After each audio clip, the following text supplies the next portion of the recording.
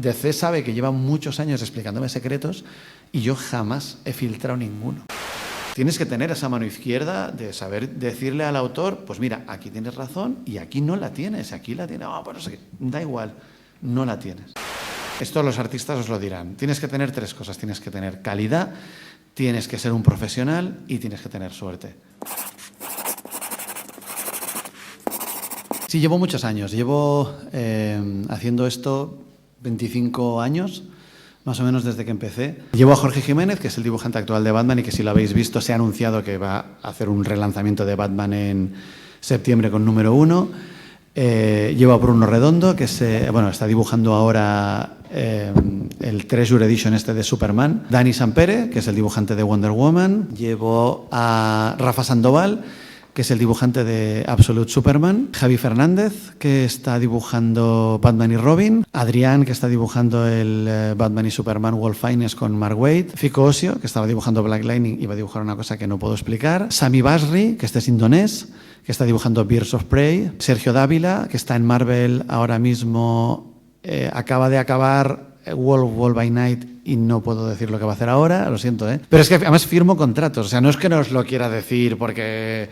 No, es que me hacen firmar contratos que me impide decir estas cosas. Luego tengo dos coloristas, que son Ulises Arreola, que es un mexicano que está coloreando precisamente el Absolute Superman, y Alejandro Sánchez, que era el colorista de Jorge en Super Sons, por ejemplo, y en la Liga de la Justicia, y ahora sobre todo colorea a Dan Mora. Vicente Cifuentes, Jordi Tarragona, Guillermo Fajardo, que si no lo conocíais, empezar a echarle un ojo.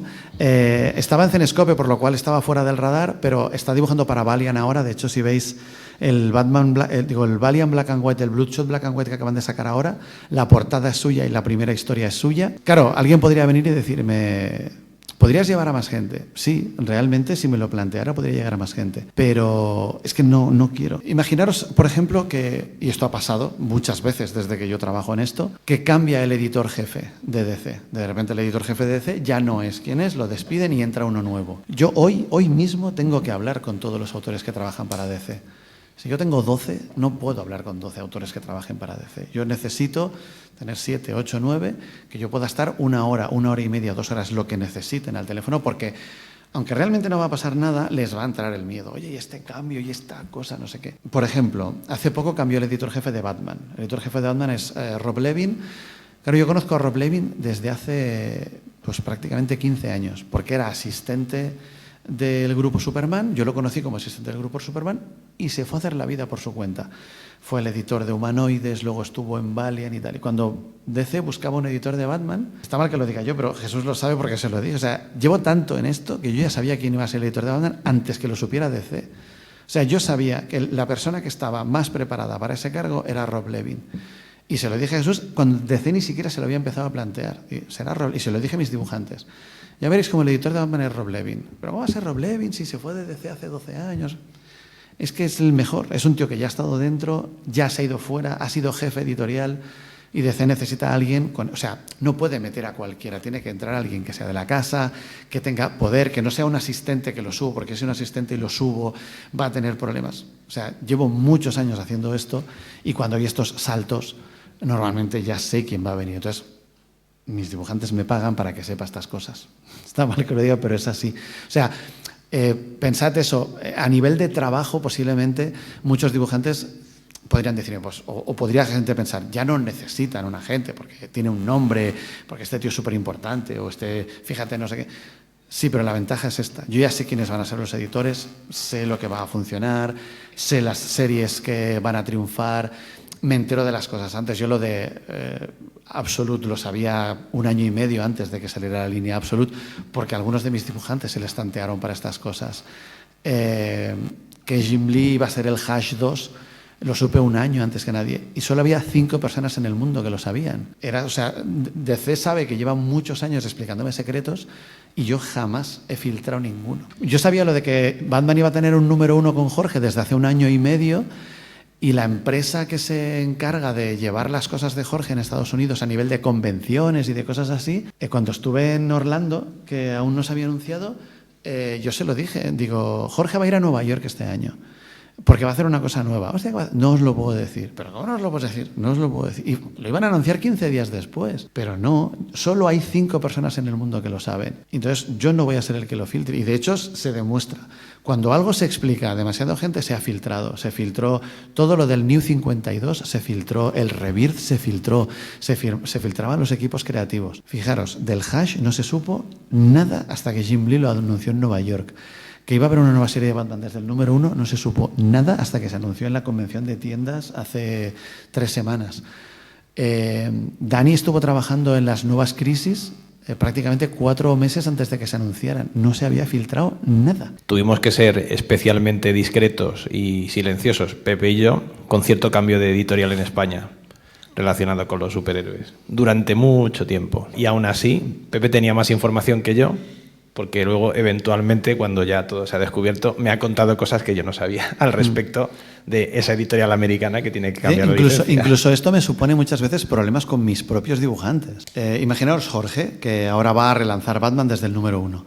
Imaginaos que yo tengo un dibujante en la agencia que me está diciendo, oye, cuando Jorge se vaya de Batman, yo quiero entrar en Batman. Él me lo puede decir y en algún momento Jorge se irá. Evidentemente, si Jorge ahora va a relanzar un número 1, te asegura que al menos durante 2-3 años Jorge va a seguir en Batman. Yo lo sé. Yo no le puedo decir a mi propio dibujante, búscate otra cosa porque Jorge va a estar 3 años más en Batman. No, porque yo soy el representante de Jorge. Como representante de Jorge, yo no puedo decirle al representante aunque sea yo mismo, oye, mira, es que va a pasar esto. Y igual con las crisis, lo de DC contra Marvel que se ha anunciado, yo sé lo que va a pasar, sé los equipos creativos. Y si la gente estuviera atenta a las entrevistas de los autores, en vez de leer los titulares de las páginas web, la persona que va a hacer el cómic de Marvel contra DC lo ha dicho. Es que es acojonante. Y lo ha dicho y nadie se ha enterado. Porque lo ha dicho tan bien que nadie ha caído. Esto pasa muchas veces, de que los autores a veces como medio filtran algo, medio dicen algo, medio... por ejemplo, Pepe Larraz, que sabéis que ahora va a hacer el Spider-Man, Pepe Larraz iba trabajando en Spider-Man también mucho tiempo. Y claro, yo me acuerdo de estar en Nueva York, creo que era Nueva York, él ya estaba trabajando en Spider-Man, pero él no podía decir que estaba trabajando en Spider-Man. Nosotros tuvimos, y fijaros, nosotros tuvimos a Romita en Fuengirola en noviembre y Romita me dijo que estaba trabajando en Spider-Man. Y yo pensé, si Pepe Larraz está trabajando en Spider-Man y Romita está trabajando en Spider-Man, o hay 2 Spider-Mans, y realmente es porque lo van a hacer entre los 2. Pero ninguno de los 2 sabía que el otro lo estaba haciendo. O sea, Marvel no le había dicho a Pepe, el otro dibujante es Romita. Y Marvel no le había dicho a Romita, el otro dibujante es Pepe. Precisamente para evitar este tipo de filtraciones. La suerte que sí he tenido es que, a los que conozcáis a todos los autores que he nombrado antes, son estilos completamente diferentes. Entonces, difícilmente pelean por los mismos proyectos. O sea, nunca me ha venido una editorial y me ha dicho, mira, es que estoy pensando en que esta serie la hagan o este o este. ¿Tú qué crees? O sea, por suerte nunca he tenido que pensar ni decidir eso. Diferencias laborales a nivel sobre todo de cómo pagan, porque al final es una cosa muy interesante que la mayoría de la gente no la conoce. Supongamos que aquí alguien quiere trabajar para el mercado americano de Marvel o DC. Para que sepa las diferencias, porque yo recuerdo que cuando tú me lo contaste la primera vez me llamó mucho la atención y cada vez que la gente se entera le llama mucho la atención porque creo que todos pensamos que ambas pagan igual y que incluso Marvel paga mejor que DC porque es Marvel. Entonces, diferencias económicas del día a día, ya te digo, sin entrar en valoración, la otra vez lo hiciste, ahora no, que cada uno saque sus conclusiones. No, a ver, en un concepto general, ahora mismo, en general, DC paga mejor que Marvel, poquito mejor.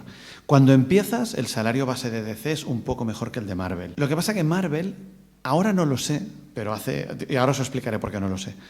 Hace prácticamente, cuando estuve aquí la última vez, que vienen a ser 6-7 años. 2019, sí. Sí, 6-7 años. Marvel tenía unas estrellas, Coipel, McNiven, Pacheco, a los que les pagaban muy por encima de lo que generan, ¿vale? Para retenerlos en Marvel. O sea, yo quiero tener estas estrellas y para que estos estén en Marvel les pago más. Claro, para poder pagar más a estas personas, les tengo que pagar menos a los otros. Entonces, ese es el problema que tenía Marvel. Marvel, durante una temporada, perdió su línea media, desapareció. O sea, su línea media, que podríamos pensar que era, yo qué sé, Phil Jiménez, Doug Brad White, Rafa Sandoval, toda esta gente que era la que hacía el grueso de Marvel, en un momento desapareció porque en el momento de renovar, las renovaciones eran siempre a la baja para mantener a estos tops. Entonces es cuando entró toda una generación de artistas nuevos que son los que hay ahora. Sara Pichelli, Pepe Larraz, Iván Coello, toda esta gente entró a raíz de que la línea media de Marvel desapareció y Marvel se vio en la obligación de convertir a los novatos en mi línea media. Entonces les hicieron unos contratos de larga duración, se dedicaron un año a promocionarlos a tope, a convertirlos en... Pero de los Young Guns que llamaron ellos. Sí, en los Young Guns, los Stormbreakers, todo esto, cogen a gente a la que acaban de firmar contrato, en un año los promociono a una manera muy bestia, para que al cabo de un año yo ya los haya convertido en una estrella. O sea, pensar lo difícil que es convertirte en una estrella y que Marvel te lo haga de un año para otro. El tema es que si empezáis a ver, y empezáis desde los Young Guns en adelante, y empezáis a ver los nombres, mirad cuántos se siguen trabajando para Marvel. Es que luego acaban desapareciendo muchos de ellos porque realmente no son tan buenos. Los que son buenos de verdad siguen ahí. Iván Coello sigue ahí, Pepe Larraz sigue ahí, tal. Pero si empezáis a ver desde el principio y veis las listas, veréis que hay muchos que de Stormbreakers de hace 4 o 5 años se han desaparecido de Marvel. Porque no son profesionales, porque no cumplen, porque no eran tan buenos, porque el público no los quería, por lo que fuera, no lo sé. Pero es así. Entonces, estas subidas tan rápidas hay que vigilarlas. Entonces, DC paga lo que te mereces. Entonces, sí que puede ser que hay un momento que quizá Marvel te ofrezca más, pero DC a la larga te va a acabar ofreciendo más. Entonces, esto, al menos en mis autores, cuando tienen las dos ofertas encima de la mesa, tiran más a DC por eso. Y luego, a nivel de royalties, DC paga mejor que Marvel. Los royalties de DC a nivel de los tomos, los cómics que salen en otros países y tal, o sea, los cheques que llegan de royalties de DC. De hecho, hay autores, incluso entintadores, que han trabajado toda su vida en DC y ahora están jubilados y siguen viviendo los royalties de DC. Alan Moore no tiene que hacer. Sí, o gente como Rodney Ramos, que es solo con lo que se reedita Transmetropolitan. O sea, y es un entintador y sigue recibiendo cheques y cheques y cheques. Entonces, sí que hay mucho autor que a veces trabaja por menor valor por ser Marvel, porque de alguna manera te puede abrir más puertas y tal, y sobre todo para el que trabaja en papel, un original de Marvel es más caro que un original de DC. Un original donde salga Spider-Man, donde salga Lobezno, donde salga Thor, donde salga Deadpool, siempre se va a vender más caro que un original donde sale Wonder Woman o donde sale... O sea, si quitas quizá a Batman y Superman y X autores, el original de Marvel. Entonces, claro, hay mucho autor de Marvel que quizá cobra menos en lo que le paga la editorial, pero sabe que luego se saca un sobresueldo con los originales. Estoy hablando a nivel general, porque, por ejemplo, Nick Dragota se acaba de sacar un pastizal con los originales del Absolute Batman número 1, o sea, el más barato creo que valía 3.000 o 4.000. La portada valía 70.000, o sea, estamos hablando de burradas. Se ha sacado mucha pasta, pero es un caso excepcional. La mayoría de los originales de Marvel siempre son un pelín más caros y se suelen vender un pelín más rápido. Yo doy testimonio de ello aquí de lo que tenemos, o sea que sí, es correcto. Entonces, claro, hay mucho autor, sobre todo el que trabaja en papel, que dice, vale, pues yo voy a cobrar menos, pero a la larga me va a salir más a cuenta. DC trabaja con series regulares. Fijaros que hablando solo de mis autores para no nombrar a otros, Jorge lleva haciendo Batman un montón de años, Bruno ha estado haciendo Nightwing un montón de años, Dani está haciendo Wonder Woman. O sea, tú puedes coger los dibujantes y decir, esta es su serie. Intentad hacer esto de algún autor de Marvel. No existen. O sea, Marvel quiere darle mucha más importancia al personaje que al autor, crea equipos creativos y los va haciendo saltar de series. O sea, fijaos que incluso Iván Coello se anuncia a bombo y platillo que va a hacer 4 Fantásticos y estuvo 5 números. De hecho, el propio Iván se sorprendió cuando dice, no, ya ahora vas a otra serie. Pero si me has anunciado bombo y platillo que soy el nuevo dibujante de Fantastic Four y solo hago el primer arco. Entonces, es raro, hay casos, hay casos. Pero es raro que un dibujante esté más de un arco o 2 arcos en una serie. Los hacen tal. No sé el motivo, sinceramente, porque cuando tú hablas con Marvel, ellos no lo ven tan raro. O sea, lo ven como, no, es normal, pues hacemos esto, hacemos lo otro. Esto, por ejemplo, se notó mucho en la pandemia. En la pandemia, que durante 3 o 4 meses dejaron de trabajar, tanto Marvel como DC, que tiene series regulares, los que se quedaron sin trabajo fueron los filineros. Un fill-in es cuando el dibujante regular no llega a tiempo. O sea, Jorge hace 10 cómics de Batman al año, pero salen 12 cómics de Batman al año. Pues hay al menos 2 filines. Si eres más lento, necesitarás 3, 4. Pues un filinero es este autor que tiene DC y que antes tenía Marvel también, que se dedica a hacer los números de relleno que el autor regular no puede hacer. Entonces, cuando hay la pandemia, DC, por ejemplo, pues a sus series regulares lo que hace es, oye, pues sigue trabajando. Y estos números que no los ibas a hacer tú, hazlos tú. Y entonces los filineros son los que se quedaron sin trabajo. Pero estamos hablando de autores, entre comillas, menores, menos conocidos, gente que, vale, es una putada que se quede sin trabajo, pero que el fan tampoco lo va a echar de menos. En Marvel no, porque en Marvel, dentro de la serie de Spider-Man, tienen a 3 equipos creativos trabajando al mismo tiempo. Guionista, dibujante, entintador y colorista. Que están los 3 trabajando al mismo tiempo, donde les dan 6-7 semanas por número. ¿Qué ocurre? Que te llega una pandemia donde estás 4 o 5 números sin publicar cómics, y de esos 3 equipos creativos tuvieron que ir a 2 equipos y decirles parar de trabajar. Y no estamos hablando de filineros, de gente desconocida, de gente... No, estamos hablando de equipos potentes, top, a los que Marvel tuvo que ir y decirles, dejan de trabajar porque no podemos tener a 3 equipos trabajando a la vez cuando no estamos publicando cómics. Yo siempre lo digo, cuando me viene un autor y me dice, oye, quiero tener una gente, digo, tiene sus ventajas o sus inconvenientes. El inconveniente, muy claro y tal, es que un tanto por ciento de tu dinero se lo vas a tener que dar. Es así. Y posiblemente sea el inconveniente. Ya te digo, hay autores, representantes que cobran un 10, representantes que cobran un 20, representantes que cobran más, menos, depende de lo que te incluyen y tal. Pero hay un tanto por ciento de tu dinero que va a ir a tu representante. Lo que tú tienes que valorar es si los pros que te da ese representante te valen la pena o no. Uno de los pros, aparte de los contactos, aparte de que sepa lo que realmente... A mí, por ejemplo, me pasó, no diré el autor, pero hubo un autor que entró en la agencia cobrando un sueldo y yo le dije, es que deberías cobrar más. En la primera renovación que hicimos, cobró muchísimo más que el tanto por ciento que me daba a mí. Entonces ya me dijo, joder, es que ya me ha salido a cuenta tener a gente. Ha habido casos de autores que yo lo he visto. O sea, ese autor no está preparado para el proyecto al que le han metido. Vamos a hablar de Batman, por ejemplo. Imaginaros Batman. O sea, Batman, los últimos dibujantes de Batman, ahora porque Jorge lleva un montón de años, pero imaginaros que no llevará tantos. Y tú dices, hostia, ha sido Capullo, después de Capullo ha sido Miquel Janín, después de Miquel Janín ha sido Jorge Jiménez, y de repente ponen a Adri. ¿Sabes? No, es que tu Blue Beetle está de puta madre, ponte a dibujar Batman. Mi trabajo como representante, por mucho que Adri tenga ganas de hacer Batman, es decirle, no puedes ponerte a hacer Batman, porque no estás preparado, ni física ni mentalmente. Por mucho que el dibujante se crea que sí, no es así. Te van a caer palos. O sea, si tú dibujas Batman, dibujas Wonder Woman, dibujas Superman, te van a caer palos seguro. Si tú tienes detrás una carrera muy fuerte, te va a dar igual. Pero si tú estás empezando, te pueden hundir. Entonces, hay un caso de un dibujante español que cogió un proyecto que nunca tenía que haber cogido porque era demasiado importante. Y si yo hubiera sido su representante, le hubiera dicho, no lo cojas. No lo cojas porque ahora mismo estás ahí, estás en la cresta de la ola y lo que necesitas es estar mucho tiempo en un sitio en el que no estés en el radar. Para ir haciendo callo, por así decirlo. Para ir haciendo callo, sí, por así decirlo. Sí, y serás... Hostia, este es el tío... Si tú estás 2 años en una serie, aunque la serie sea menor, eres conocido. Es así. O sea, tú puedes tener un dibujante trabajando 4 años en series top, pero que estoy 4 números aquí, 5 allá, no sé qué, y dentro de 2 años no lo conoce nadie, lo podéis comprobar, está comprobadísimo. Y tú puedes ser un dibujante normalito en una serie normalita, pero estás 2 años, 2 años y medio en esa serie y todo el mundo sabe quién eres. Y todo el mundo, hostia, sí, este es el que dibuja, no sé qué, porque llevas 2 años y pico haciendo eso. Entonces, cuando tú empiezas, esto es lo que necesitas. O sea, a Adri, por ejemplo, le ha venido muy bien primero hizo la miniserie de Blue Beetle, luego hizo casi otro año más de Blue Beetle, o sea, hasta 1 año y medio.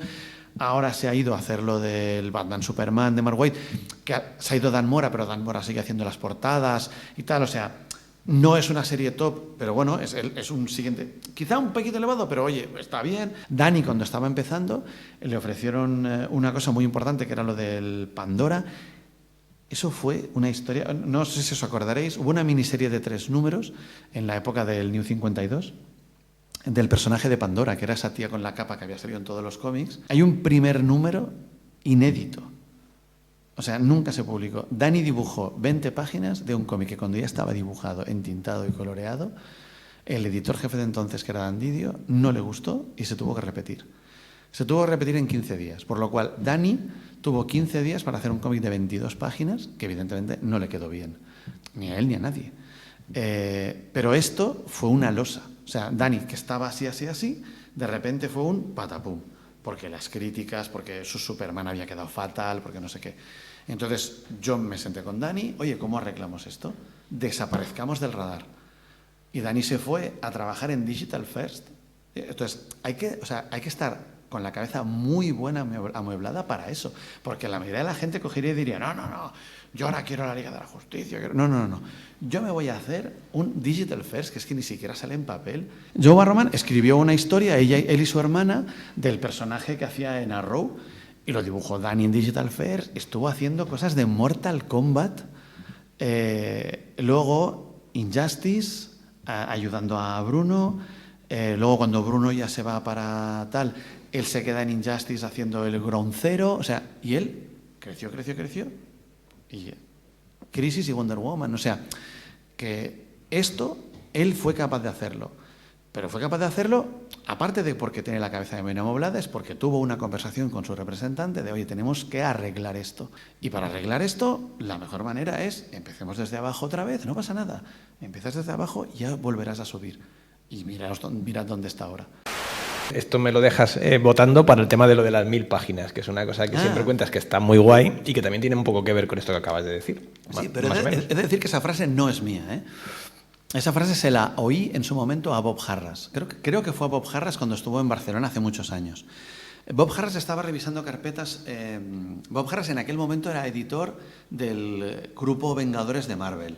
Luego fue jefe de DC y tal, pero en aquel momento era el editor del grupo Vengadores de Marvel. Y era el editor Marvel invitado a Barcelona. Él estaba revisando carpetas y me acuerdo que casi todo el mundo venía con pin-ups. Eran ilustraciones súper chulas. Y veías a Bob Harras así con la carpeta. Y me acuerdo que un momento que me dijo, es que son todo ilustraciones, no me gusta nada. Esto es para hacer portadas y portadas. Si no eres un tío famoso no te vamos a dar portadas. Y se le decía a todo el mundo, ya, pero haz páginas. Y el tema fue que cuando acabó, me dijo esta frase. Todo dibujante de cómics va a hacer 1000 páginas malas. Cuantos antes las hagas, mejor. Todos los años yo recibo muestras, cuando acaba el curso de Joso, de dibujantes que quieren que yo los lleve. Y me envían sus páginas, las que han hecho para Joso. ¿Por qué sé que son las páginas de Joso? Porque son las mismas. Todos los dibujantes me enseñan las mismas páginas. Es el mismo guión, la misma página, aprobada por el mismo profesor. Si tú quieres dibujar, aparte de las páginas que te hayan mandado en la Joso o en la escuela en la que estéis, tú tienes que dibujar todos los días. Yo me acuerdo, Valdano decía que si tú te levantas y quieres ya tocar, lo primero que quieres hacer es tocar un balón de fútbol y quieres estar todo el día tocando el balón de fútbol, eres un jugador de fútbol. Si no, no juegues a fútbol. Esto es igual. Si tú te levantas y quieres dibujar y todo el día quieres dibujar y no te puedes separar del dibujo, quieres ser dibujante. El tema es ese. Todo dibujante de cómics va a hacer 1000 páginas malas. Si tú solo haces las 15 o las 20 que te manda tu escuela, te faltan 980. Eso, gracias. Para hacer, que van a ser malas. Hay mucha gente que hace 10 páginas de muestra, se las envía a un representante o a una editorial o lo que sea, y se sienta a que le den trabajo. Pues te siguen faltando 990. Es así, entonces tienes que dibujar. Entiendo, por ejemplo, que digas, ostras, yo qué sé, yo es que las tintas ya se me dan muy bien. Oye, pues si las tintas se te dan muy bien, no entintes tus páginas, haz solo el boceto. Y es que mi narrativa es una mierda. Pues léete gente que sea muy bueno narrativamente hablando, del tipo de narrativa que te guste. Es como si tú quieres ser director de cine. No es lo mismo Steven Spielberg que Michael Bay. Si tú quieres hacer una peli de explosiones, no mires películas de Steven Spielberg ni de Woody Allen. Mírate películas de Michael Bay, porque nadie explota cosas como Michael Bay, os guste o no. Nadie hace persecuciones de coches como Michael Bay. Nadie explota como Michael Bay. Si tú quieres explotar cosas, Michael Bay. Esto es igual. Si tú quieres ser un tipo de dibujante X, hostia, es que a mí yo quiero ser un dibujante tipo, quiero ser con viñetas cuadradas porque quiero ser más europeo, pues tienes a Kirby, tienes tal. Hostia, no, es que yo quiero ser súper espectacular, porque no, pues mira a Jim Lee. O sea, busca gente que sea muy buena narrativamente hablando. Si no eres capaz de detectarlo, aprovecha cuando vienen dibujantes como Jorge y pregúntale, oye, ¿Quién tú crees que es muy bueno narrativamente hablando? O iros a webs de estas que digan los 10 mejores narradores de hoy en día. Y no hace falta que hagas 10 páginas completas. Haz 10 páginas de boceto, de storyboard, de que tú veas de, hostia, mira qué narrativa más chula me ha quedado ahora. Hay dibujantes muy buenos que narrativamente son un desastre. Y el problema de estos dibujantes es que mucha gente a veces se pregunta, oye, ¿qué fue de que este dibujante? Hay algunos que es por falta de profesionalidad, pero hay algunos que son súper complicados de leer. De hecho, hace poco ha habido un caso en DC de un dibujante que era muy, muy bueno, pero narrativamente era un desastre y la gente no entendía las páginas, eran súper complicadas. Quizá ahí los editores pecan un poco de que cuando reciben los mails, hostia, cómo mola, qué chulo, qué tal, en vez de coger y decirle, tío, esto narrativamente es una mierda, repítelo. Pero a veces los editores no quieren quedar mal con los dibujantes y les hace mucho la pelota y cosas así. Es muy importante dibujar, dibujar, dibujar. Yo no sé hacer casas, dibuja casas. Yo no sé hacer caballos, dibuja caballos. No sé narrativa, haz narrativa. No sé entintar, coge dibujos, no cojas los tuyos. Coge dibujos de otras personas y entinta a otras personas. Mira los recursos que usan ellos en lápiz y cómo convertirías eso en tinta. No los tuyos, entintarte a ti es muy fácil. Pero si tú quieres ser un buen entintador, tienes que ser capaz de coger una página de un dibujante de ahora y de un dibujante de hace 20 años y entintarlo.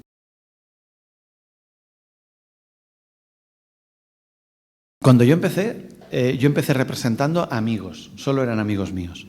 Era gente con la que había hecho una revista, dibujantes tal, y así fue. Yo empecé representando solo amigos porque era un favor que yo les hacía. Yo me iba a Francia, me iba a Angoulême, hacía colas en las mesas de los editores. Mira, voy a aprovechar para explicar una anécdota porque me parece muy graciosa y muy especial de cómo realmente funciona el cómic francés. Y el detonante del por qué dejé de trabajar para el mercado francés como representante. Angoulême es un pueblo muy pequeño que hay en Francia, donde montan la mejor convención que se hace en Europa posiblemente junto con Lucca, y todo el pueblo es una convención. Todo el pueblo. O sea, no es como... O sea, todo está lleno de carpas, los nombres de las calles son autores de cómics, pero de todo.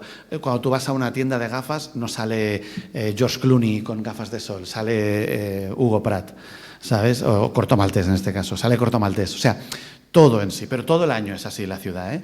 Entonces, cuando es esto, todo está lleno de carpas y las carpas hay de todo. Hay carpas de tiendas, carpas de todo. Entonces, Dargaud tiene su super carpa con su macro tienda y luego tiene sus propios despachos. Imaginaros una sala como esta, con mesas y con sillas, para negociar contratos, negociar cosas.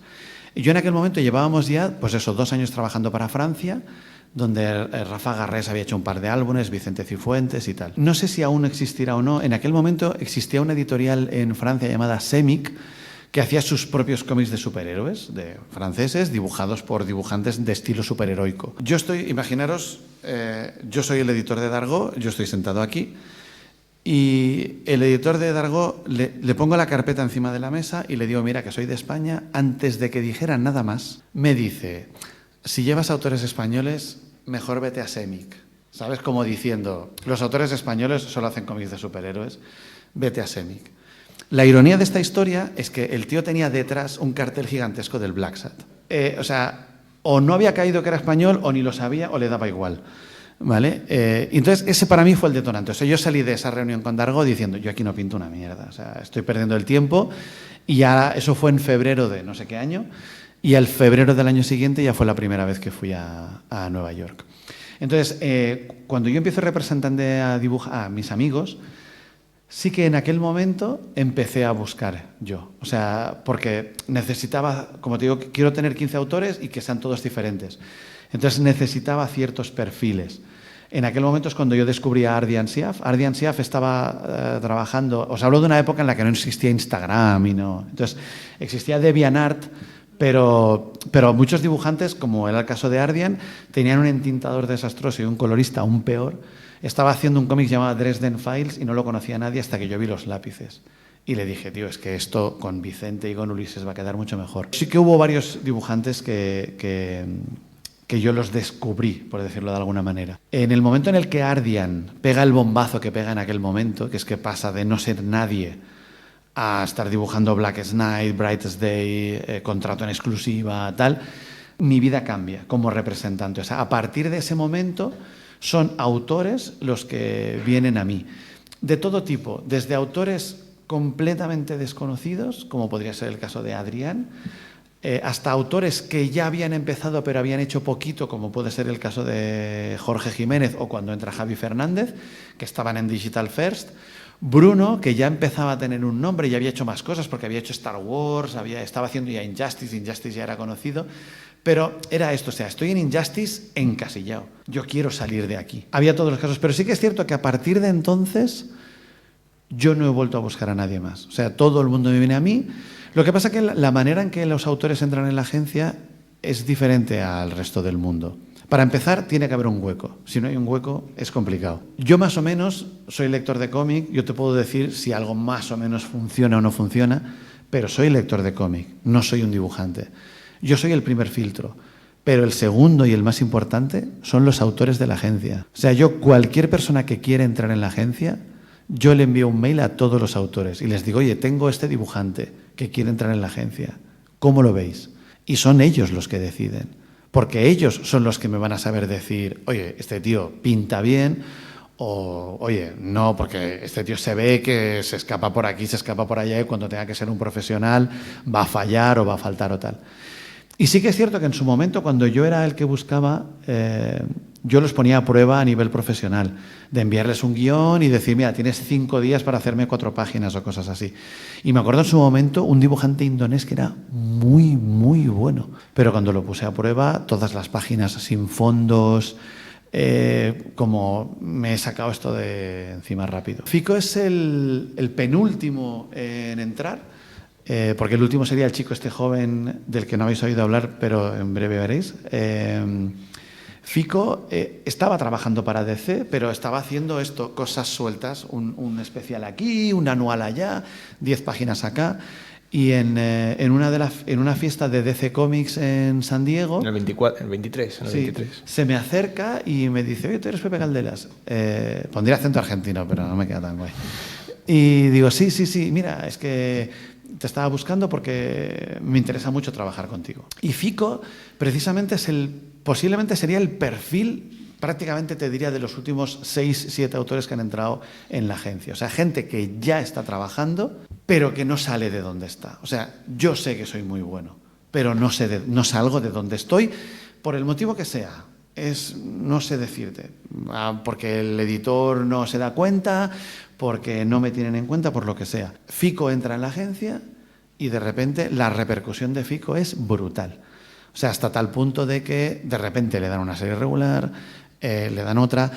No sé si habéis visto, en octubre del año pasado, Dani Sampere hizo una imagen promocional con todos los personajes de DC como viniendo hacia nosotros para anunciar el All In con un montón de personajes. Pues al mes siguiente, la imagen del resto de los personajes la hizo Fico. O sea, de toda la gente a la que DC podía acudir, acudió a Fico porque lo ven el siguiente bombazo. Hace años, cuando Jorge, Bruno y Dani ya estaban en la agencia, ninguno de ellos en aquel momento era top.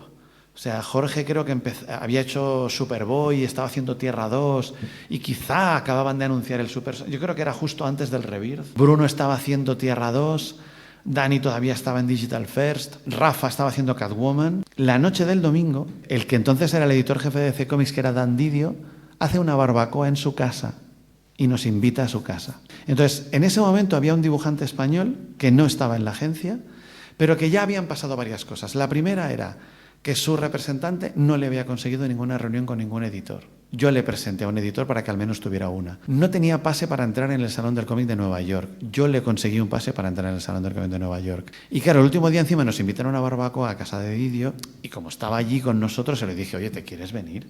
No pasa nada. ¿Seguro? Sí. Claro, ¿qué pasó? El tío puso un pie en España, llamó a su agente y le dijo, tío, no. Era uno de estos agentes que trabaja con 100.000 autores y con 100.000 editoriales, que si tú eres un autor normalito que lo que quieres es tener trabajo todos los meses, posiblemente te lo vaya a conseguir. Pero si tú quieres tener una carrera en el cómic americano y tal, no, porque a esta persona no le van a invitar a la barbacoa en casa de Dan Didio. Ni va a conseguirte los pases, ni va a conseguirte las reuniones, ni nada. Yo actualmente represento a posiblemente 5 de los 15 o 20 mejores dibujantes que hay en Estados Unidos y posiblemente el número 1, 2 o 3 sean de los míos. Mi perfil no ha subido.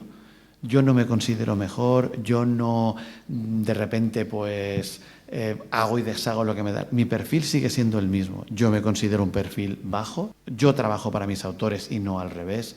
Yo trabajo para DC y no al revés. Me puedo permitir ciertos lujos que posiblemente otras personas no se pueden permitir, pero yo sé dónde están mis límites. Y no le voy a gritar a un editor, ni le voy a decir, pero tú no tienes ni puta idea, ni le voy a decir lo que tiene que hacer. Da igual a quién estés representando, ni aunque seas el puto representante de Jim Lee.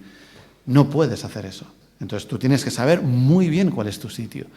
Y el trabajo de un agente es una putada, porque muchas veces mis dibujantes piensan una cosa, DC piensa otra, y a veces, lo tengo que decir, DC tiene razón. Y yo tengo que saber que yo le puedo decir cosas a un dibujante que se puede enfadar y decirme, tío, pues ya no me llevas. Tienes que tener esa mano izquierda de saber decirle al autor, pues mira, aquí tienes razón y aquí no la tienes, aquí la tienes. Pues no sé qué, da igual, no la tienes. Te puedes poner por arriba o abajo, le recuerdas cuando sí la tienes.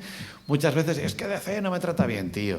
Acabas de firmar un contrato hace un año, te están pagando esto, te han dado esto, te tratan bien. No, porque no... O sea... Tienes que muchas veces actuar casi más de psicólogo, sobre todo cuando ya ahora que son todo estrellas, es eso. Es muchas veces, y muchas veces es al revés. Muchas veces ellos tienen razón y tienes que tener la mano izquierda de ir a DC o a Marvel y decirles, es que tienen razón. Hay una serie que lleva un dibujante mío, si no digo, que ahora mismo vende mucho, que querían otro dibujante para esa serie y ese dibujante no quiso tal, y yo les dije, el dibujante perfecto para esta serie sería este. No, ni el editor ni los guionistas. No. Es que está haciendo ahora esto y que creo que quedaría muy guay aquí. Mira, no. 6 meses después, seguían sin tener dibujante. Una noche me junté con todos mis dibujantes y digo, vamos a darle una solución a DC, ¿vale? Tú vas a dejar de dibujar esto durante un mes y vas a dibujar esto que va a dibujar otro. Este va a dibujar esto. Todo el mundo contento. Sí, vale. Fui a DC y le dije a DC, mira, tú necesitas un tío importante que te haga esto. Te lo va a hacer este. Durante un mes va a dejar de hacer su serie para hacer esto. Esto que iba a hacer este, lo va a hacer no sé qué. Y no estaban muy convencidos. Y cuando empezaron a ver las primeras páginas, a mí me llamó el editor y me dijo, gracias. En las jornadas del cómic de Avilés estuvo Jim Chadwick. Jim Chadwick es un editor, que era el editor de Injustice, era un editor de DC bastante famoso, que está jubilado y vive en Valencia, porque se ha jubilado y se ha venido a vivir a Valencia, que se vio muy bien. Y en Avilés le preguntaron si alguna vez había habido un autor que no le había dado trabajo y que luego se había convertido en una estrella. Y precisamente Jim puso un ejemplo de Mikel Janín. O sea, Mikel Janín es un autor que yo creía, cuando yo os he dicho que yo representaba a Mikel al principio, yo creía mucho en él. Y yo iba a los editores y les decía a los editores, dadle trabajo que este tío es muy bueno. No. Bueno, y estuvimos como un año que no. Entonces, el que entonces era el editor del grupo Superman, que era Eddie Berganza, yo le hice un favor y le dije, yo te hago este favor, pero cuando tú tengas de estas historias cortas que no le importan a nadie, de esto de el especial, los de Navidad, los de San Valentín, de no sé qué, le tienes que dar una historia a Mikel Janín. Vale. Y cuando llegó el caso, tuve que insistirle un huevo. Tío, tienes que darle trabajo a Mikel, que me lo prometiste, que no sé qué. Vale. Le dieron la historia. Gustó. No sé si os acordaréis, en aquella época era cuando había el salto entre las series regulares de DC y el New 52. Entonces había como unas miniseries de 3 números, que había una que era los Grey son voladores o no sé qué, que tenía que dibujar Mikel Janín. Solo dibuja el primer número y medio, porque solo con el primer número y medio DC ya se dio cuenta de lo que tenían ahí y le dieron la Justice League Dark, que fue lo primero gordo que hace Mikel Janín en DC. Y eso fue el salto, y ya cuando llevaba 3 números se tenía un contrato en exclusiva. Si Pepe no nos llega a machacar, Mikel no, porque Mikel era arquitecto. Mikel dijo, voy a parar cuando la crisis del ladrillo aquí en España, voy a dejar de ser arquitecto, voy a dibujar cómics y no sé qué. Y si hubieran tardado 6 meses más en darle trabajo, Mikel hubiera vuelto a ser arquitecto.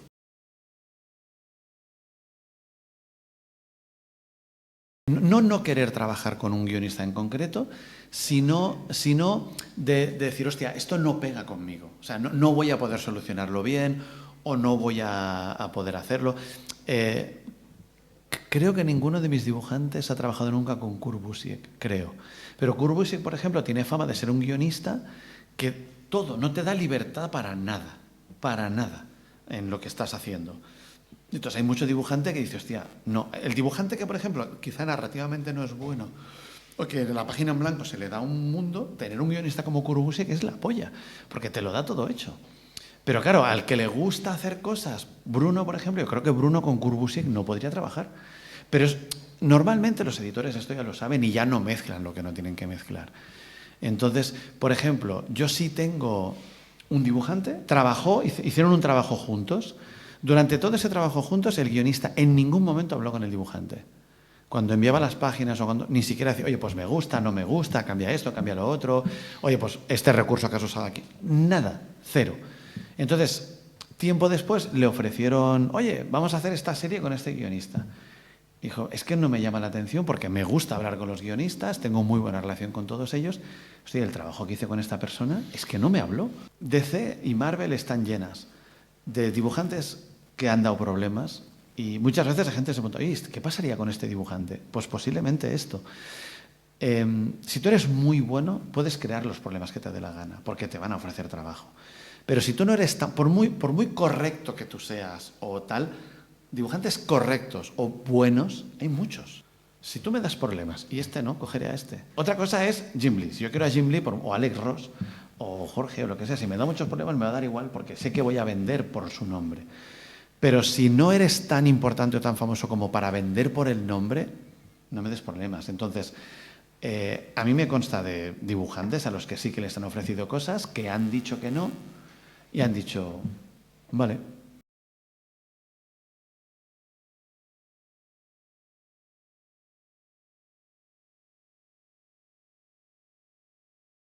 Mira, mi yo de 14 años se veía ganando un Oscar, o sea que por ahora no voy bien.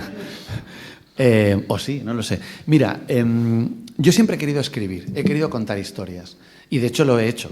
Ha habido cómics míos, no sé si lo sabéis, es igual. Si no lo sabéis, tampoco. Lo del Mundial, Crepusculón. Sí, esos son los que no debéis leer. Pero sí, no son famosos, se han vendido sí, bien. a ver, sí, yo hice una parodia de Crepúsculo que vendió un montón y hice cómics de la selección, pero son cómics hechos para gente que no lee cómics. Yo, si vais a leer algo mío, os recomiendo que leáis Saúl el Leopardo. Es una adaptación de una novela de Vázquez Figueroa y eso sí que es una buena historia con Paco Díaz al dibujo, Tomeu Morella al color antes de que Tomeu fuera conocido y es una historia que explica el origen de Arabia Saudí. Entonces, cuando yo hacía estas cosas, sí que era algo que más o menos me gustaba. Entonces, mi yo de 14 años sí que se veía involucrado con algo de los cómics, pero nunca pensé que fuera gente. De hecho, a mi yo de 18 años le ofrecieron ser editor en España, porque yo tenía muchos contactos en el mundo del cómic. Había una cosa que se llamaba los Saturday Bongo Vértice Riders, que era un grupo de personas que se reunían los sábados por la noche en la tienda de cómics Vértice de Barcelona, donde había autores, o sea, ahí estaba Óscar Jiménez, estaba Cels Piñol, estaba gente que luego, Carlos Pacheco, que venía muchas veces cuando venía a Barcelona, los tres dueños de la tienda, Miguel Saavedra, Roque González, Raymond Fonseca. Entonces, ese grupo, como si dijéramos, era una especie como de élite en Barcelona. Entonces, simplemente por estar metido en esas cenas, a mí me ofrecieron el ser editor de una cosa en España. Decir, oye, ¿por qué no editas o nos ayudas a editar esto? Pero mis padres me habían inculcado muy bien lo de, tú ten una carrera y luego haz lo que te salga de los huevos. Entonces, como yo tenía mucha prisa, lo hice. Yo con 23 años tenía 2 carreras y 2 másters. O sea, digo porque para la gente cuando dice lo de, no, yo me dediqué, soy economista, tengo un BBA, que es un Business Bachelor Administration, tengo un máster en Marketing Internacional y un MBA. Y me fui a trabajar a Danone, a Matutano y a todas estas empresas. Pero siempre pensando, algún día haré algo. Entonces, cuando surgió esto de agente, jamás se me hubiera ocurrido, pero sí, o sea, antes me he reído de la frase, pero sí que tenían razón. Lo de, oye, si tú negocias todas las mañanas barcos de material con China, puedes negociar nuestros contratos. O sea, yo realmente, sí que es cierto que yo tengo una mente comercial. Yo he hecho muchos cómics comerciales y de hecho muchas empresas de marcas como Adidas han venido a buscarme a mí para hacer sus cómics. Yo he hecho cómics para Vodafone, para PlayStation, porque sé cómo defender la marca en un cómic. El artista posiblemente no lo haría. Yo sé cómo hacer un cómic y que la marca quede muy bien. Mi cabeza es así. No sé, o sea, no es nada que me enseñaran en la carrera. Mi cabeza es así. No sé si me educó MacGyver, el equipo A, no sé explicarte.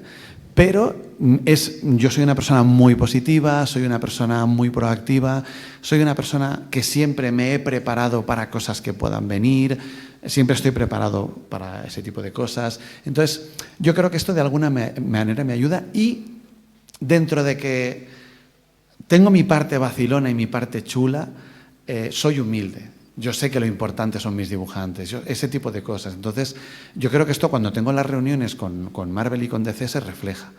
Yo la primera vez que fui a DC y a Marvel, fui de traje. Al año siguiente se acordaban de mí. Ya no fui de traje, fui con Americana, más de Sport, pero era como, tú eres el que el año pasado vino de traje, ¿no? Jesús, ¿por qué se acuerdan de mí ahora? Por el gorro. Los accesorios. Sí, o sea, aunque me presenten a mí ahora a alguien en una fiesta, el año que viene se acordará de mí por el sombrero. Entonces, yo sí que a veces lo paso mal y lo paso bien. O sea, por ejemplo, Fico Ossio va a dibujar ahora su sueño. Entonces, esto, por ejemplo, para mí es como, hostia, qué guay. En su momento yo tenía un dibujante al que ya no represento, que era un argentino, se llamaba Axel Jiménez, que su sueño era dibujar Masters del Universo. Allí lo dejé. O sea, lo dejé en Masters, lo dejé en Mattel, dibujando los cómics que regalan con las figuras. Y él está ahí encantado de la vida. Entonces, cuando tú haces estas cosas, pues ves el sueño de otros cumplido a través de lo que has hecho tú. Ahora mismo, lo que a mí me da muchas satisfacciones es crear carreras. O sea, lo que decía antes, de los primeros dibujantes prácticamente no queda ninguno. Yo les agradezco a todos que confiaran en mí, pero no era el tipo de autor. Ahora sí.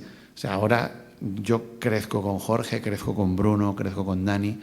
Me da quizá mañana o Jorge esta tarde de la noticia de voy a dejar a Pepe, ¿vale? Pero me da la sensación de que no, de los que están ahora vamos a seguir muchos años juntos porque crecemos juntos. Acertamos juntos, nos equivocamos juntos, pero lo hacemos juntos. Entonces, el tanto por ciento que me pagan, yo creo que y eso sí que Jesús sabe un poco más, les sale a cuenta con la cantidad de problemas que eso, claro, cualquiera de ellos, cualquier cosa que pase, cualquier día, cualquier hora, me llaman y tal. Entonces, lo que dices, ¿cómo llevo mentalmente esto? Lo llevo porque yo sé muy bien que trabajo 24 horas al día. O sea, da igual qué día sea, da igual a qué hora sea, si cualquiera de ellos tiene un problema, yo lo tengo que solucionar. Yo no puedo decirle, es que es sábado, porque él está dibujando. Yo sé que esa es la parte negativa de mi trabajo, y al mismo tiempo la parte positiva es que yo puedo irme a donde me dé la gana. O sea, yo me puedo venir a Madrid, estar todo el día en Madrid, ahora estoy recibiendo WhatsApps y cosas que cuando acabe la reunión tendré que contestar, pero puedo estar aquí. Y si mañana me quiero ir al Parque Warner, me puedo ir al Parque Warner. Mis dibujantes no, por ejemplo. Yo, por ejemplo, cuando empecé, representaba autores, por ejemplo, Paco Díaz, que yo sabía que si yo no le conseguía trabajo, su familia entera, él, su mujer, sus hijos, dependían de que mi reunión fuera provechosa. Entonces, la responsabilidad esta es brutal. Pero es una responsabilidad que tuve en un cierto momento y que, por suerte, para mí, ya no tengo. Cuando yo cojo a alguien es porque sé que le voy a poder conseguir trabajo. Yo solo voy a coger a un autor al que voy a poder coger desde el principio y lo voy a poder convertir en una estrella, si no, no lo cojo. Entonces, eso, por ejemplo, sí me ayuda, porque sé que pueden tardar más, pueden tardar menos, algunos han tardado más, algunos han tardado menos, pero todos han funcionado y, por suerte para mí, jamás nadie ha perdido el trabajo por mi culpa. O sea, sí que es cierto que algunos de mis dibujantes han perdido el trabajo. Ardian Syaf era una estrella y perdió el trabajo por culpa de un fallo de un editor. Porque yo no me leo los guiones. A mí me da igual. Mi trabajo no es leerme los guiones. Mi trabajo es que mis dibujantes se entreguen a tiempo. Si lo que están dibujando está en el guión o no, no es mi trabajo. Es del editor o del guionista. Ardian Syaf es un dibujante indonés que en unas páginas de X-Men colgó una cosa que tenía que ver con una cosa que estaba pasando con el gobernador de su isla. Pero como era una cosa que tenía que ver con la religión y con no sé qué, cita bíblica. La noticia tuvo mucha más repercusión de la que realmente era. Entonces, esto le costó la carrera. Luego se supo que realmente no tenía nada que ver con lo que había publicado Bledincourt y tal, pero ya era demasiado tarde. El tema es que yo vi a Coloso pegando un balón con una cosa en la camiseta, unos símbolos muy raros. Yo lo vi. Pero yo no tengo por qué decirle al editor o al guionista, oye, evidentemente, yo sí que alguna vez he visto a Jorge dibujando las Tortugas Ninja y le he dicho, Jorge, esto te lo van a tumbar. Y evidentemente el departamento legal de DC, en cuanto eso sale, le dicen a Jorge, tío, no puedes sacar las Tortugas Ninja aquí. pues les cambia la cara y las dibuja. Entonces sí que cosas así las veo. Unos símbolos en una camiseta. Yo pensaba que era algo, porque además Ardian nunca dibujaba nada que no estuviera en el guión. Entonces, yo di por sentado que era algo que o el guionista o el editor le habían pasado. Pero yo lo vi. Entonces, hay un guionista, un editor y un asistente editor que no lo vieron. Y eso salió publicado, y cuando salió publicado pasó lo que pasó. Pero yo en ningún momento me consideré culpable de esto, porque yo sí lo vi. Simplemente que no lo dije porque yo no tenía por qué decir eso. Pero si Ardian en vez de esto hubiera dibujado a las Tortugas Ninja, que sí que las hubiera reconocido, o hubiera dibujado a Batman, le hubiera dicho, tío, no puedes hacer esto.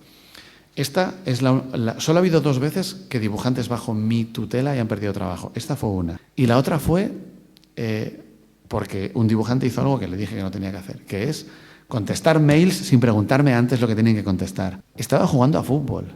O sea, un partido de fútbol de estos que alquilas una pista y te vas con los colegas.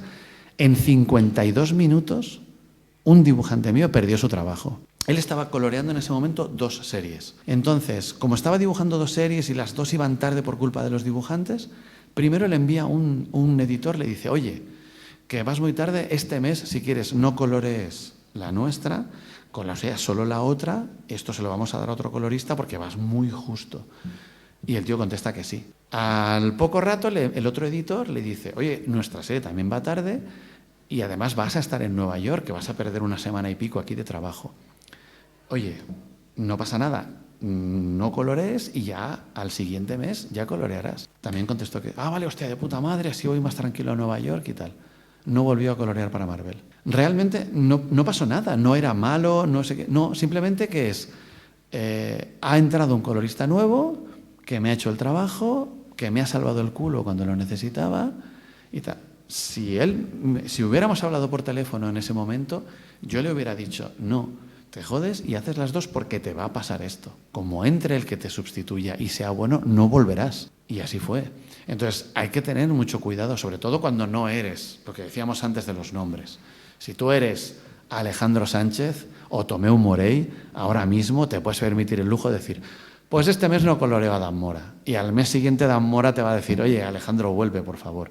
Pero cuando tú eres un currante y estás en un sitio como en el que estás, curra todo lo que puedas, salva todos los culos que puedas. Si sois entintadores y en algún momento queréis dibujar, no se lo digáis al editor. Porque en mi agencia tengo 2 casos. Tengo 2 casos de 2 entintadores buenísimos, como son Vicente Cifuentes y Jordi Tarragona, que en el momento en el que se han puesto a dibujar y han hecho alguna cosita, ya no les han vuelto a dar trabajo de entintadores. Siguen siendo entintadores y siguen siendo muy buenos, pero en ese momento el editor cambia el chip, ya no los ve como entintadores, les dan trabajo de dibujantes, pero cosas puntuales, y dice, bueno, pero mientras no me des trabajo de dibujante, dámelo de entintador. No me preguntéis por qué, porque no os sé contestar.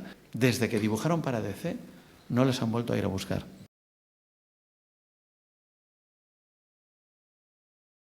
Yo soy la cara de la agencia, pero no soy la agencia. La agencia son todos los dibujantes que pertenecen a la agencia.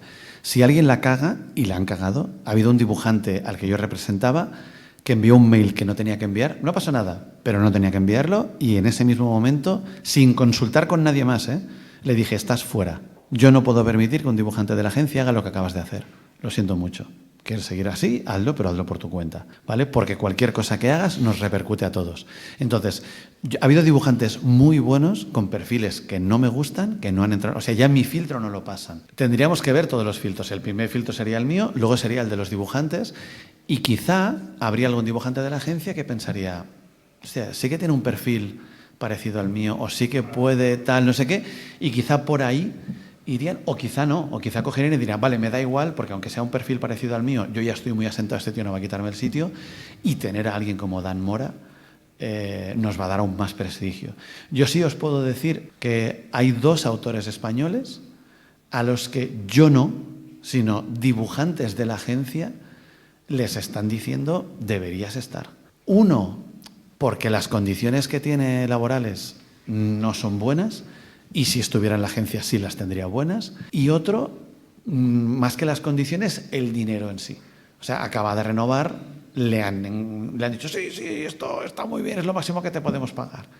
Y hablando con mi dibujante se enteró que no. Y entonces digo, oye, pues quizá de cara a la siguiente renovación, 6 meses o 8 meses antes de la renovación, ya me empiezas a llevar tú.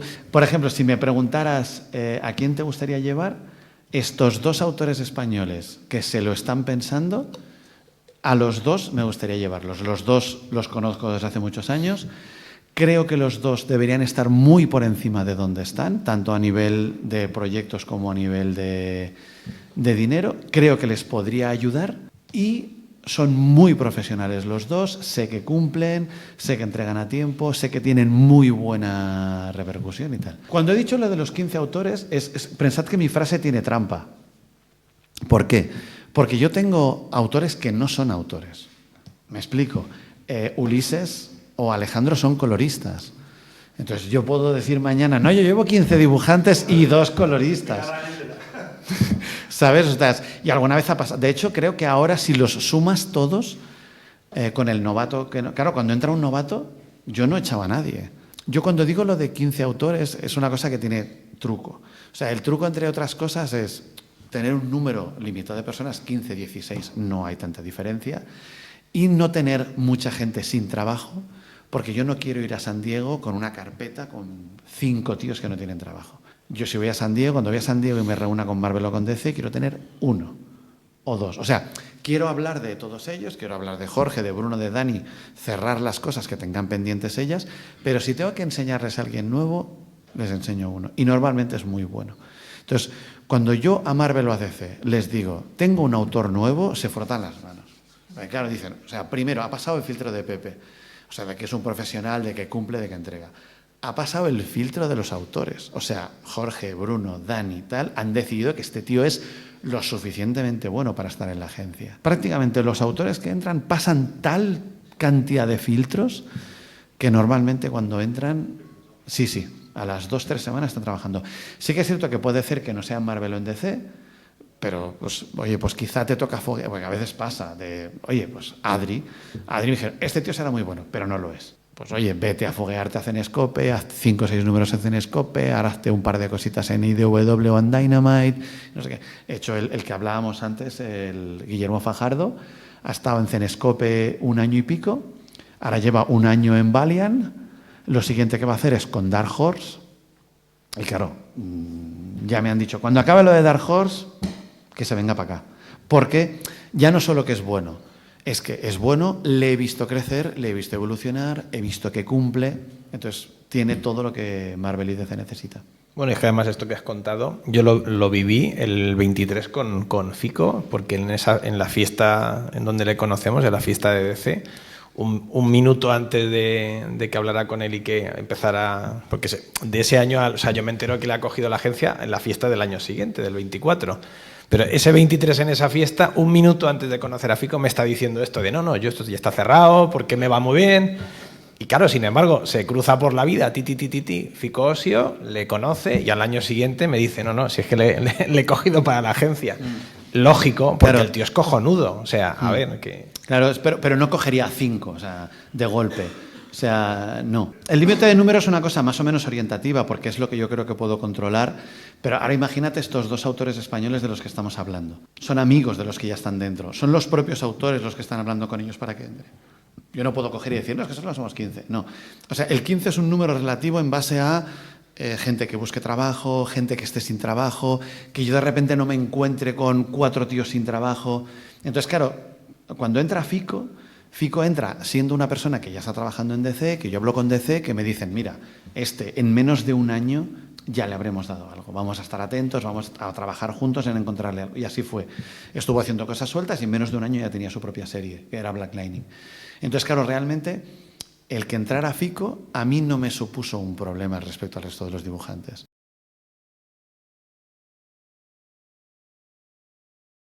Uno de los principales problemas que tengo yo es la cantidad de gente que me escribe, que busca trabajo y que yo no les contesto, ¿vale? Y se me enfadan. Yo muchas veces lo he dicho en mis redes sociales y lo siento mucho. No trabajo para ellos. Es muy duro lo que acabo de decir, sobre todo si estáis buscando trabajo y estáis sentados aquí. Yo no trabajo para vosotros, trabajo para los que represento. Si estuvierais en la agencia, pensaríais exactamente eso. Hay un montón de agencias, sobre todo estas que llevan a 150 o 200 dibujantes, que se dedican a revisar carpetas, contestar a todo el mundo. Genial, me parece muy bien su trabajo. No es el mío. El mío es seguir las carreras de los autores que tengo y preocuparme de ellos y de los 15, 16, 17 que yo tenga. ¿Vale? Entonces, mis recursos y mi tiempo lo uso en eso. Tonto no soy. Si yo recibo unas muestras de un tío que es la polla, ¿vale? Voy a hablar con mis dibujantes y les voy a decir, oye, creo que tengo un tío que es muy bueno, vamos a hablar de él. Aunque he de decir que los que han entrado últimamente, ninguno ha entrado por mails que me hayan enviado a mí. O sea, Adri entró porque fue a buscar a Bruno y a Dani. Fico entró porque me vino a buscar directamente a San Diego. De hecho, Dani, incluso el propio Dani Sampere, sabiendo que yo iba a las jornadas de Avilés, cuando entró hace muchos años, fue a las jornadas de Avilés expresamente para conocerme y hablar conmigo. Prácticamente gente que haya entrado por mail, te diría que hace 10 años que no entra nadie así. Pero si me entrara alguien con un... Mira, perdón, Guillermo Fajardo, el que estaba hablando, que ha hecho lo de... todo ese progreso sí que fue por mail. Pero la realidad es que yo no tengo tiempo para revisar todos los mails que me entran. Pero si alguien es muy bueno, lo voy a ver. O sea, verlos los veo. No lo veo. Entonces, muchas veces en las redes sociales digo, porque hay mucha gente, es que no me has contestado. Ya, es que mi trabajo no es contestarte, lo siento mucho y es muy duro. Eso mismo es lo que pasa con los editores, cuando hay mucho dibujante que se cabrea, es que le he enviado esto al editor y no me ha contestado. Ya, es que su trabajo no es contestarte. Su trabajo es que la serie de Batman salga a tiempo y que el dibujante de Batman salga a tiempo. Entonces, si eres bueno, te van a llamar. Ya sea el editor o ya sea yo. Si alguien ve lo tuyo, yo no cojo un mail y lo borro porque sí.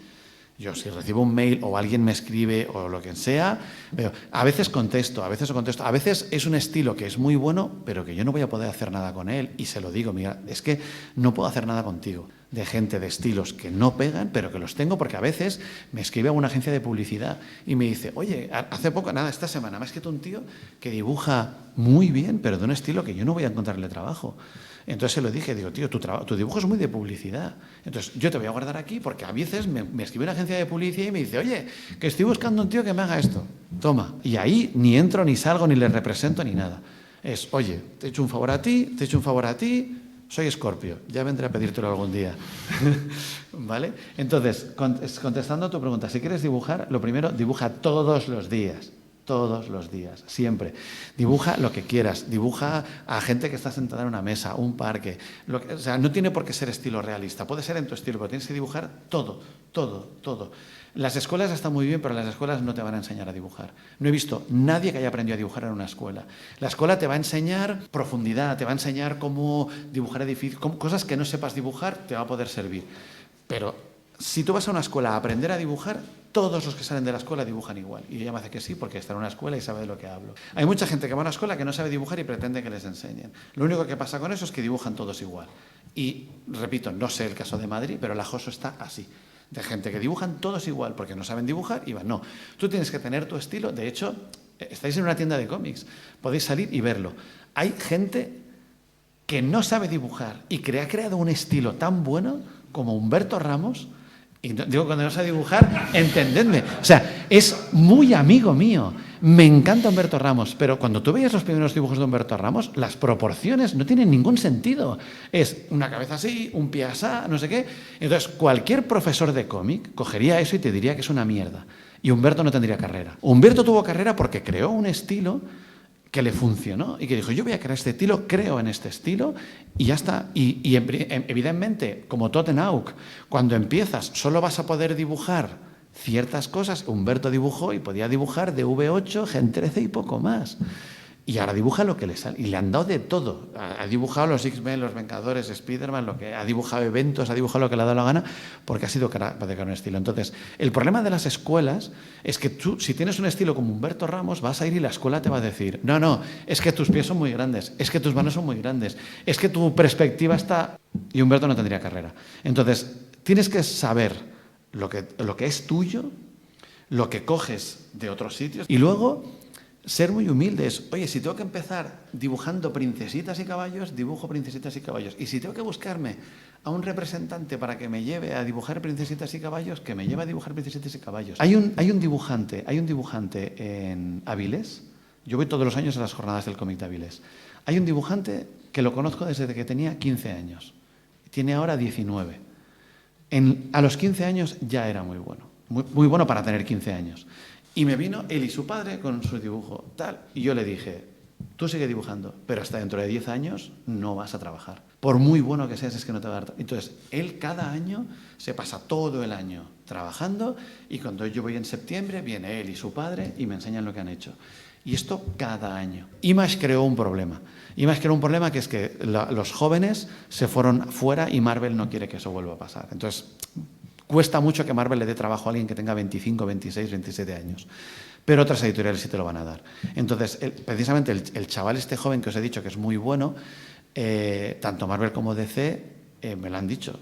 Es que tiene 28 años y es muy bueno, o sea, tendríais que verlo. Pero no le podemos dar trabajo por esto. O sea, necesitamos que se vaya a un Zenescope, a un Dark Horse, no sé qué, que se foguee, y cuando dentro de 2 años ya se haya fogueado y sepa lo que es levantarte todos los días, una página en blanco y dibujar y dibujar y dibujar, ya estará preparado para venir aquí. Yo, si ya quiere dibujar, lo que realmente primero es que dibuje cualquier cosa. Si al principio no te publican o lo que sea, públicalo tú, ¿sabes? Redes sociales, muévelo. Leer mucho, porque me encuentro mucho dibujante joven que no lee, o que solo lee, es que a mí me gusta este y solo leo este porque es el que me gusta. No, tienes que leer este que es el que te gusta y el que no te gusta para que sepas qué hace él que tú no sabes hacer. Clásicos, todo. O sea, si tú quieres dibujar cómics, tienes que saber la historia de los cómics. Tienes que saber por qué Kirby hacía que sus peleas duraran 9 viñetas y las hacía en una página. Y tienes que saber por qué Eisner se cargó los bordes de las viñetas y empezó a hacer personajes fuera. Y tienes que saber por qué el dibujante moderno dibuja todos los personajes que vengan. En los años 80 y 90 estaba prohibido que los personajes dieran la espalda al lector. No encontraréis una puñetera portada de Spider-Man o de los Vengadores o de nada. Como mucho estaba el malo o el personaje secreto que te lo ponían de espalda. Pero de hecho, esto fue Keith Pollard cuando lo tuvimos en Metrópoli, nos lo explicó. La portada del número 200 de Spider-Man, el número lo dibuja Keith Pollard y la portada es de Romita. Y Keith Pollard lo explicó porque él dibujó a Spider-Man saltando hacia los malos de espaldas y le tumbaron la portada. Y nunca le explicaron por qué, hasta que años después le dijo el editor, pues que habías puesto a Spider-Man de espaldas. Entonces, nadie le había dicho a Keith Pollard, no puedes hacerlo, pero los editores sí tenían este tipo de cosas. Entonces, hay que aprender historia del cómic, hay que aprender todo lo que ha pasado, cómo hemos llegado. No es como ahora me gusta Jorge y me gusta no sé quién, aprendo solo a dibujar como Jorge y a dibujar como el otro. No, porque Jorge viene de, que a su vez viene de, que a su vez viene de. Lo más importante es tener un estilo propio, sácalo de donde quieras, tuyo, mezcla otros estilos, dibuja hasta que te salga. Pero si tú tienes algo diferencial, ya va a hacer que la gente se acuerde de ti. Si tú dibujas como todo el mundo, pues sí, verán tus páginas, pero luego el editor no se acordará. Si tú tienes algo diferencial, igual que yo llevo el sombrero y se acuerdan de mí, aunque penséis, ya está todo inventado, no es verdad. Adri, por poner un ejemplo, tira de cosas de Jorge. Pero Adri tiene un estilo que no se había visto antes en el mundo del cómic. Tiene cosas de Jorge, deforma sus personajes, o sea, ha cogido un estilo que ahora está empezando, pero dentro de 2-3 años, cuando ese estilo esté muy establecido, la gente dirá, hostia, el estilo de Adri. Y estamos hablando de un chaval que lleva dibujando 5 años. O sea, que todavía se pueden inventar cosas nuevas. Y con eso no estoy diciendo que no puedas dibujar al estilo clásico, que puedas... Sí, pero será más complicado que destaques. Tendrías que ser, pues eso, tenerla... Siempre, esto los artistas os lo dirán. Tienes que tener 3 cosas. Tienes que tener calidad, tienes que ser un profesional y tienes que tener suerte. Hay gente que tiene 2 de esas cosas, hay gente que tiene 1, hay gente que tiene las 3. Si eres bueno y eres muy profesional, aunque no tengas suerte, tardarás más o tardarás menos para acabarás trabajando. Si tienes suerte y eres muy profesional, te darán trabajo. El mundo del cómic está lleno de gente que no es buena y que ha trabajado toda la vida. Y si eres muy bueno y tienes suerte, aunque no seas un profesional, te acabarán dando trabajo y vivirás del nombre, que de estos también hay unos cuantos.